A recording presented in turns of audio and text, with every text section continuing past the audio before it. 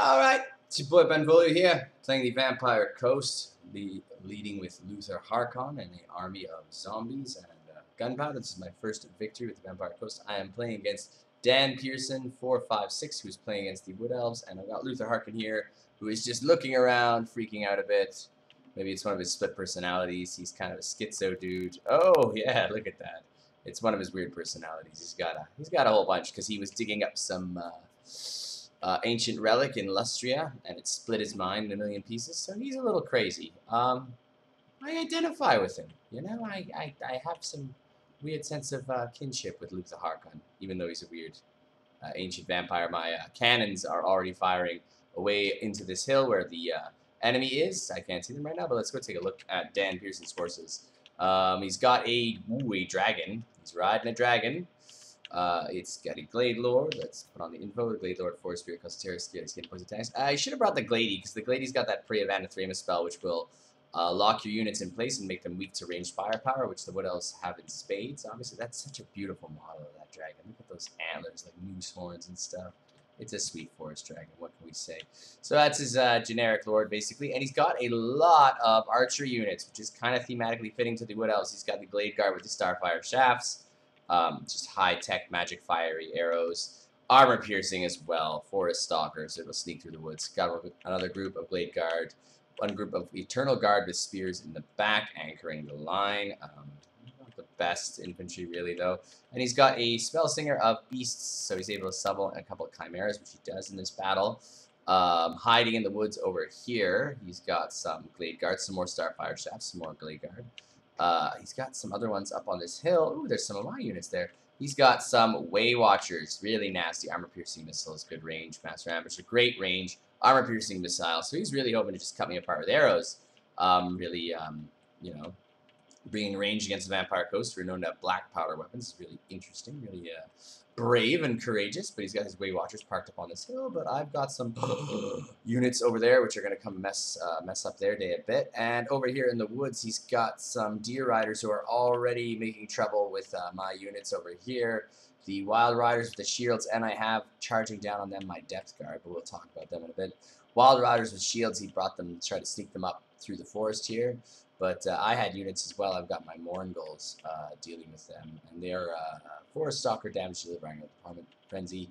So I think Frenzy, they will do higher damage when their morale is high, and they are already hurting my poor little scurvy dogs. But let's take a look at my army real quick. Over here on my far right flank, on the flanks, I have zombie pirate deckhands with pole arms. Let's take a look. Yep, look at them beautiful pole arms. Just halberds. He's a happy guy, aren't you? Are you happy you got your halberd? Yes, you are. He's doing a little dance. So yeah, protecting the flanks from cavalry charges with that.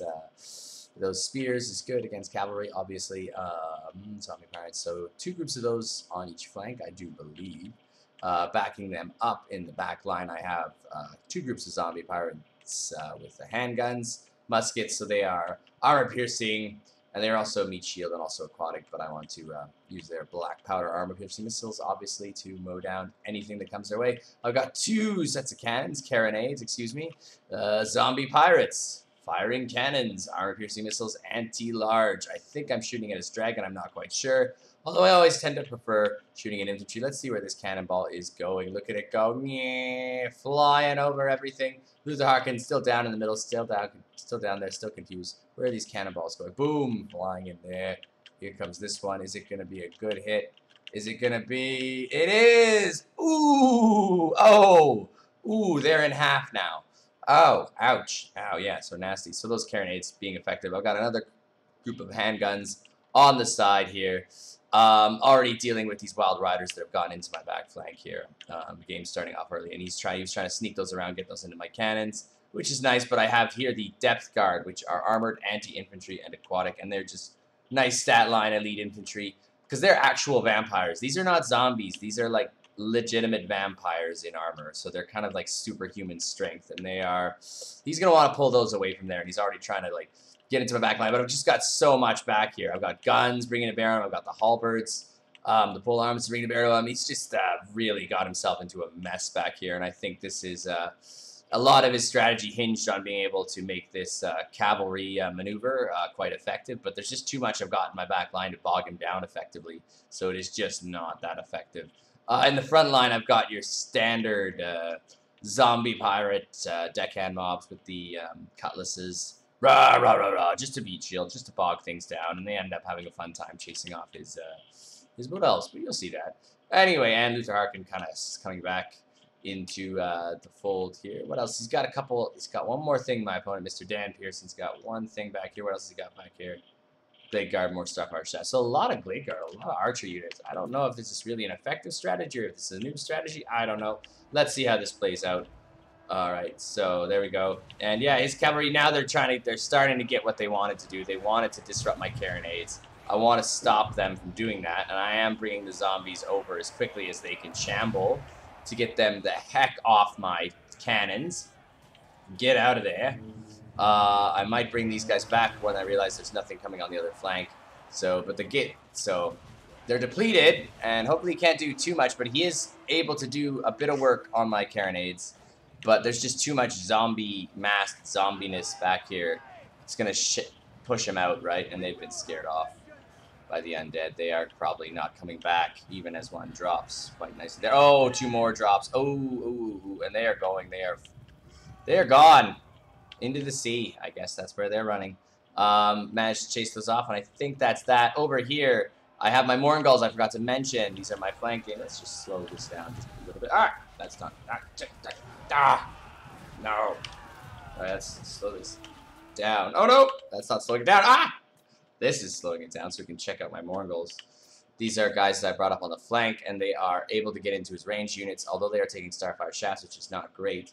They were in a great position to just jump on his Way Watchers, who are not ideal in melee combat. I also had some Scurvy Dogs, but I think the Way Watchers sent them off really quick. But these Morngulls are going to be able to do a bunch of damage. I had some more on the other flank, too, who sent off his cavalry, as well as with the Scurvy Dogs, but now he's bringing his dragon down on them, and hopefully they can bog down that dragon, but that dragon will win eventually, even with the Scurvy Dogs here to help. And the Scurvy Dogs are just like speed, just to get around the flanks for the flank game, to kind of get in the back of his army with the Morngulls. They're going to do their best. They are armor-piercing anti-infantry, so they're not going to be ideal against this Blade Lord, who is large. But yeah, so that's that game. Meanwhile, in the middle, I'm bringing up the zombies because I realize I don't need to do anything else with them. I might as well charge and try and force him off his hill, as I am able to bring the cannons back online and continue firing. So now, basically, it's all downhill from here. Like, he does have a nice position on top of his hill. He can shoot down on me, but I'm tying up those Way Watchers with the Morngulls. He does have to bring the spears in, and even the spears are getting chewed up by those Morngulls. My goodness, they were effective at just chewing that up, because that's basically finished off groups of Way Watchers with that nasty range. Let's turn the info off. And he's they're gonna get brought down by the Eternal Guard, but they are gonna pay for themselves quite nicely. And they're even doing well over here. This group is even doing all right against the Glade Lord. Oh my goodness, man, Morngulls. Holy cow. I think it's maybe also because I'm able to get some, I'm getting some shots into him. That's right. I'm supporting them as the Morngulls are holding them down. And even with Harkin, he's shooting in against the Glade Lord. So I'm getting lots of musket fire into that dragon, which is great. Nice, big, juicy target for him. However, the Glade Guard Starfire Shafts are able to shoot into Harkin. I'm noticing that, and I am bringing him back before he can take too much damage. He's already getting chunked down quite effectively, but I am able to get into return fire against the Glade Guard. And once I get on top of this hill with my zombies, yeah, you've been able to shoot at me. Zombie time, baby. Now I can force you off this hill. Now they're going to be less effective. They're decent melee combatants, but they're going to be much less effective when they're not shooting. And the Depth Guard are going to just lube up for these Blade Guard, these Eternal Guard. These Depth Guard are going to wreck them real good. And even the pole arm's coming in now. But he is summoning a, ooh, no, his Spellslinger has summoned a Chimera. Pharaoh Manticore, excuse me, not Chimera, pardon me. Pharaoh Manticore that's already taking shots. I noticed it already, and I'm already shooting with the handguns over here. Good, yeah. And so basically it's just going to be game of pushing him off the hill. His Glade Guard is coming in the back line. Gonna try, I think he's gonna go after Harkin, or going after my cannons, which is a smart idea.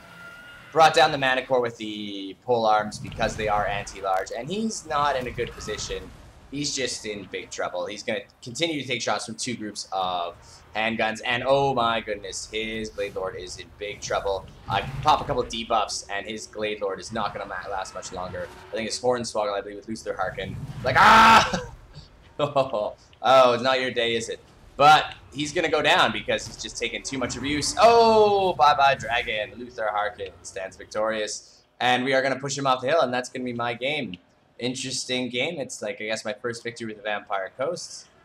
Maybe this guy made it too easy with this kind of unorthodox strategy, over-reliance on archery units, like all basically archery units. But now getting into the back line, the Depth Guard barely taking any damage. The Morngulls did a great job of holding down. And even this group survived the Dragon. Now it's just a game of chasing them all off. They're gone, baby. We're gone. Solid gone. And that's it. That's the Vampire Coast. My very first victory. My very first Vampire Coast victory. How exciting. Let's check the kill count. Alright. So, Harkin got 19. The Zombie Pirate Deckhand Mob. About what you'd expect. 2, 5, 23, 23. 72 on the Depth Guard, the Vampire Infantry. That's great. Only 12 and 4 on these gunnery mobs with the handguns. Maybe that 12 was a lot of the Wild Riders, the Deer Infantry, the Deer Cavalry there. Excuse me, I don't know if I ever said their name properly there. But a lot of them were firing at the Glade Lord on its Dragon. 61 on this group, on these Carronade, which is great, and 10 on the other. 19 and 45 on the Morngulls. So it's really spread out. Some groups, the Pole Arms here got 23. The kill count is quite spread out there for my army. Meanwhile, with his Glade Lord got 72 kills, munching zombies. He seemed to get a higher kill count, more concentrated, but then again, he has a smaller army. So, but again, his kind of unorthodox strategy just did not pay off for him there, and I was able to push him off his little hill. So, nice try, danpearson456, but my math, zombies, and cannons were too much for you. All right, for the boys back home, keep it real.